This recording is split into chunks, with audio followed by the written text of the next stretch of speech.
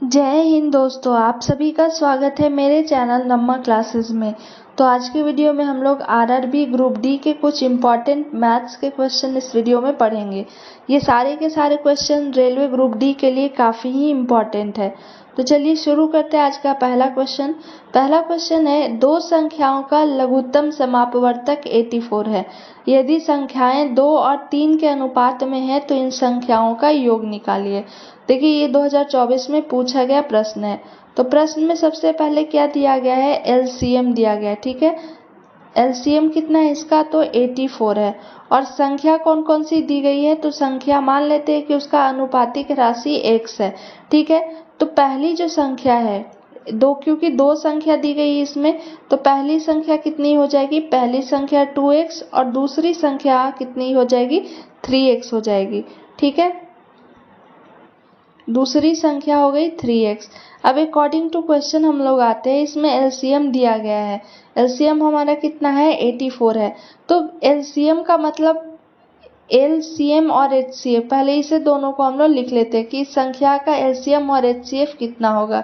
तो एलसीएम की बात करें तो एलसीएम में क्या होता है कि जो संख्या कॉमन होती है उसे हम लोग लिखते हैं और बाकी की संख्या। तो एचसीएफ और एलसीएम में यही डिफरेंस है। इसका एचसीएफ का अगर बात करें इस संख्या की, तो संख्या क्या है, 2x और 3x है। तो दोनों में कॉमन जो होता है वही क्या होता है, एचसीएफ होता है। तो दोनों में कॉमन क्या है, x है।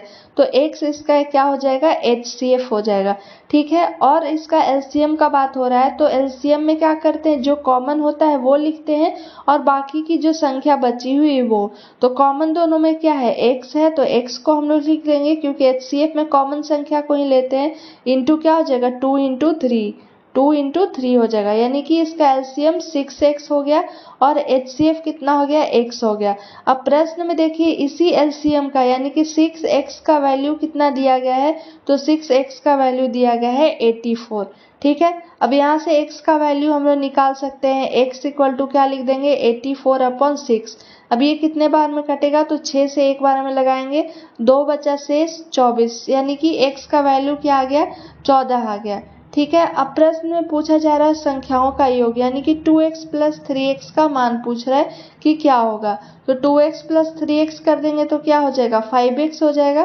तो 5 इंटू एक्स के जगह पे क्या लिख देंगे, 14 को लिख देंगे, क्योंकि x का वैल्यू आपका है 14। 14 इंटू 5 कितना आ जाएगा, 70 आ जाएगा। तो संख्याओं का योग 70 हो जाएगा। देखिए किस ऑप्शन में है, ऑप्शन बी में दिया गया है। तो इसका राइट आंसर ऑप्शन बी हो जाएगा। अगला प्रश्न देखते हैं। अगला क्वेश्चन में है, निम्न संख्याओं में से कौन सी संख्या 12 से विभाज्य है। तो 12 से विभाज्य के लिए सबसे पहले हमें विभाजिता का नियम जानना चाहिए, 12 का क्या होता है। तो कोई भी संख्या इसका 3 और 4, ठीक है, 3 और 4 से अगर कटेगी तो वो पूरी की पूरी संख्या 12 से कट जाती है।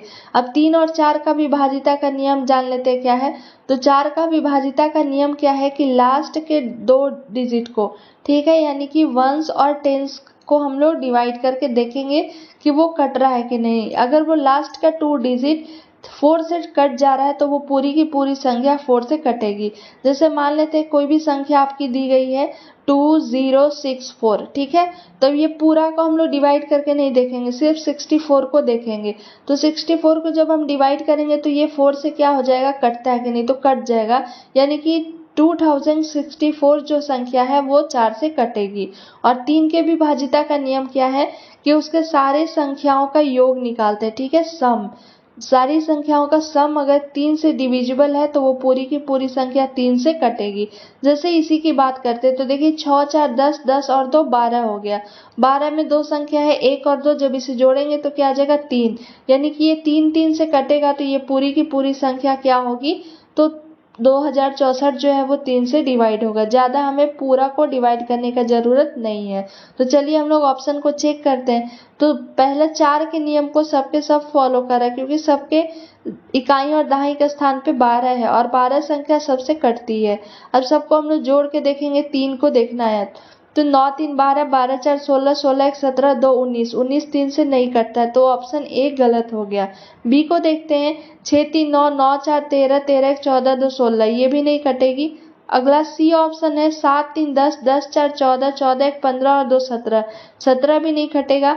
लास्ट का नंबर बचा है 8 और 3 कितना हो जाएगा 11, 11 और 4 15, 15 और 1 16, 16 और 2 कितना हो जाएगा, तो इसका आ रहा है 18। अब 18 को जब हम 3 से डिवाइड करेंगे तो ये पूरी की पूरी संख्या क्या हो जाएगी, कट जाएगी। तो इसका राइट आंसर ऑप्शन डी हो जाएगा, क्योंकि डी ही एक संख्या है जो कट रही है।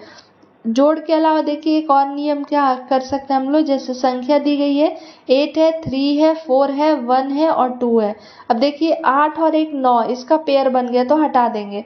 अब 4 3 7 और 2 9, ये भी बन गया, तो इसका यानी कि ये पूरी की पूरी संख्या 9 से कटेगी। या तो आप इस तरीके से इसे सॉल्व करें, नहीं तो ऐड करके सॉल्व कर सकते हैं। अगला प्रश्न देखते हैं। अगला प्रश्न है 15 व्यक्ति किसी काम को 60 दिनों में पूरा कर सकते हैं। यदि व्यक्तियों की संख्या 5 बढ़ा दी जाए तो काम कितने दिन में पहले पूरा हो जाएगा। तो सबसे पहले इसका जो फॉर्मूला होता है, क्योंकि काम और आदमी दिया गया है, यानी कि m1 d1 इक्वल टू क्या हो जाएगा m2 d2। इस पे हम लोग इसे सॉल्व करेंगे। तो m1 d1 देख लेते हैं, पहला में कितना व्यक्ति है, तो 15 व्यक्ति है, 15 लिख दिए। काम कितना दिन में पूरा हो रहा है, 60 दिन में, तो 60 लिख दिए।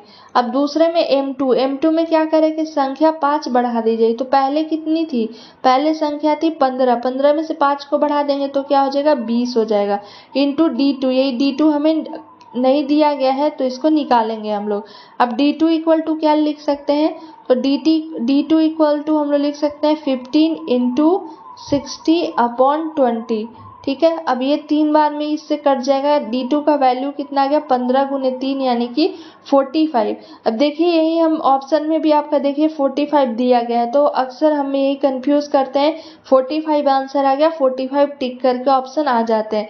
लेकिन प्रश्न को ध्यान पूर्वक पढ़िए। प्रश्न में क्या दिया गया है, आपसे d2 नहीं पूछ रहा है कि कितना दिन में काम हो जाएगा, कह रहा है कि कितने दिन पहले पूरा हो जाएगा, यानी कि काम कितने दिन पहले पूरा होगा। तो ये d2 यानी कि जब इसमें 20 लोग आ रहे हैं तो 20 लोग कितने दिन में कर रहे हैं, 45 दिन में। तो कितने दिन पहले ये पूरा हो रहा है, तो पहले काम कितने दिन में हो रहा था 60 दिन में। अब कितना टाइम लग रहा है, 45 दिन लग रहा है। तो वही पूछ रहा है कितना दिन पहले हो रहा है, तो पहले 60 था, अब कितना लग रहा है 45 है। अब इसे माइनस कर देंगे तो क्या हो जाएगा 5, और ये 5 में से 4 गया 1, यानी कि 15 दिन पहले काम जो है वो समाप्त हो रहा है। प्रश्न में हमसे ये पूछ रहा है ना कि कितना दिन लगा, वो पूछ रहा है। तो राइट आंसर इसका ऑप्शन बी हो जाएगा। अगला प्रश्न चलिए देखते हैं। 2x minus 3y equal to क्या दिया गया -1। ठीक है, अगला जो डेटा है वो हमारा क्या है x/x plus y equal to 7/12 है। तो 2xy का मान पूछ रहा है। तो चलिए देखिए इसे दो तरीके से हम लोग बना सकते हैं। पहला तरीका क्या है कि x और y का, इसे हम लोग 2x minus 3y equal to -1 करेंगे और इसे क्रॉस मल्टीप्लाई करके और इसको इसी फॉर्म में लाकर इससे हम लोग x और y का वैल्यू निकाल सकते हैं। अब दूसरा इसका देखिए शॉर्ट ट्रिक से हम लोग पढ़ेंगे। दूसरा जो है, पहले जो डेटा हमारा दिया गया ठीक है उसको हम लोग छोड़ देंगे। दूसरा में क्या दिया गया है x/x plus y equal to क्या है 7/12 है। तो यहाँ से देखिए x का वैल्यू तो हमारा फिक्स है कि कितना होगा 7 होगा, क्योंकि प्रश्न में दिया गया है x इक्वल टू 7। अब कह रहा है कि x plus y equal to 12 है। ठीक है, x plus y equal to क्या दिया गया है 12 है। और यहाँ से देखिए x का वैल्यू आपका 7 है, तो 7 रख के प्लस वाई इक्वल टू 12 कर देंगे तो y का वैल्यू यहाँ कितना आ जाएगा 12 माइनस 7 यानी कि 5 हो गया। ऐसे भी देखिए पहला 7 है तो 7 में कितना जोड़ेंगे कि 12 आएगा, तो 5 जोड़ेंगे तो 12 आ जाएगा। तो इस जगह से y का हम मान निकाल लिए, तो y इक्वल टू कितना आ गया हमारा 5 आ गया। अब प्रश्न में हमसे किससे पूछ रहा था value 2 into x into y का पूछ रहा है कि क्या होगा। तो 2 को 2 लिख देंगे, x का वैल्यू 7 है तो 7 लिख देंगे, इंटू क्या हो जाएगा 5 हो जाएगा। अब 2 इंटू 7 कितना हो गया 14, 14 इंटू 5 करेंगे तो 70, इसका राइट आंसर हो जाएगा।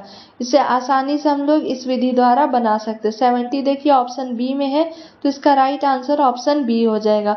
अब जो पहला आपका दिया गया स्टेटमेंट उसे हम लोग छोड़ देंगे, दूसरे से इसका वैल्यू को जब निकालेंगे तो आसानी से इसका बन जाएगा। अगला प्रश्न देखते हैं।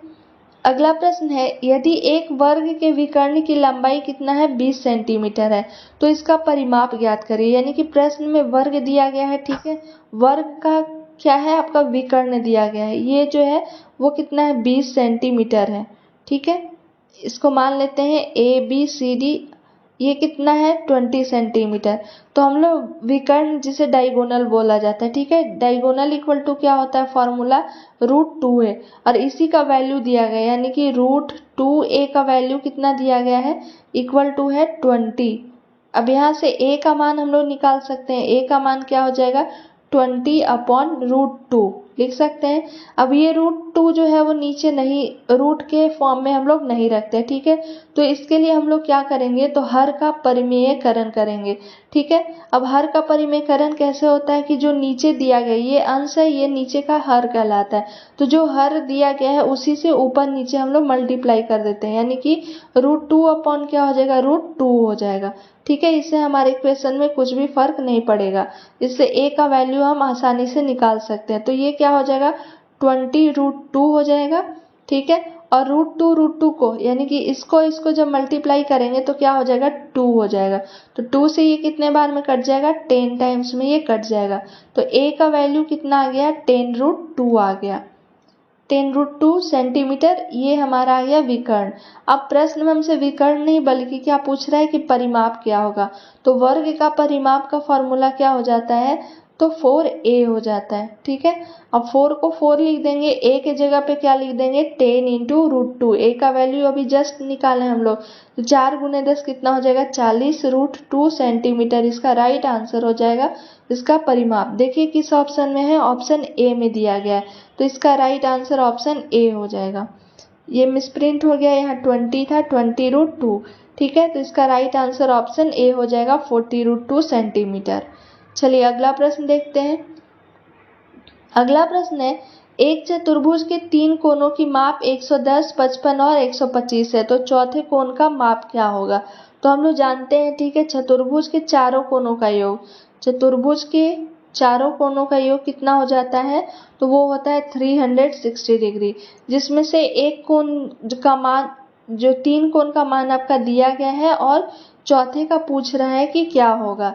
तो चौथे को हम लोग क्या, सबसे पहले 360 में से हम लोग माइनस कर देंगे किसको, तो 110 + 55 + 125, इसको माइनस कर देंगे तो चौथा आ जाएगा, क्योंकि ये चारों का योग क्या होता है 360 होता है। तो 360 लिख देते हैं। अब इसे हम लोग ऐड करते हैं, तो 5 और 5 कितना हो गया 10, 10 एक बचा, 5 2 7 1 8 1 9 हो गया, और 1 और 1 क्या हो गया 2 हो गया। यानी 360 में से 290 को हम लोग माइनस करेंगे तो कितना आ जाएगा 70 डिग्री। इसका राइट आंसर हो जाएगा, चौथा कोण जो है वो कितना होगा 70 degree. Right answer option D हो जाएगा। अगला प्रश्न देखते हैं। अगला क्वेश्चन है, यदि a² - b² divide a + b equal to 25 है तो a - b का मान निकालिए। अब देखिए प्रश्न में दिया गया है a - b का होल स्क्वायर। ठीक है, डिवाइड का साइन है तो हम लोग लिख देते हैं a + b इक्वल टू कितना दिया गया है 25 दिया गया है। तो मान हमें किसका निकालना है a - b का। अब फॉर्मूला हम लोग जानते हैं a² - b² इक्वल टू क्या हो जाता है a + b और a - b हो जाता है। ठीक है, अब इसके जगह पे a² - b के होल स्क्वायर के जगह पे हम लोग लिख सकते हैं a + b × a - b, इसे आसानी से लिख सकते हैं। अपॉन प्रश्न में क्या दिया गया है a + b इक्वल टू, इसका वैल्यू कितना है 25 है। अब ये a + b और a + b क्या हो जाएंगे, कैंसिल हो जाएगा। तो इक्वेशन हमारा क्या बचा है a - b बचा हुआ है, a - b इक्वल टू कितना हो जाएगा 25। इसका राइट आंसर हो जाएगा 25। देखते हैं किस ऑप्शन में है, ऑप्शन सी में दिया गया है, सी इसका करेक्ट आंसर हो जाएगा। तो ये आपके कुछ इंपॉर्टेंट मैथ्स के क्वेश्चन थे। आई होप आपको वीडियो पसंद आया होगा। अगर मेरा वीडियो पसंद आया तो please like, share and subscribe ज़रूर करें, ताकि आने वाले वीडियो का नोटिफिकेशन आपके नंबर पर आ सके। इस सेशन में जितने भी क्वेश्चन कराए जा रहे हैं वो सारे के सारे रेलवे के मोस्ट PYQ क्वेश्चन है। तो अगर आप मेरे चैनल पर नए हैं तो प्रीवियस वीडियो को एक बार जाकर ज़रूर देखें, आने वाले एग्ज़ाम के लिए काफ़ी इम्पॉर्टेंट हो सकते हैं। Thank you for watching my video.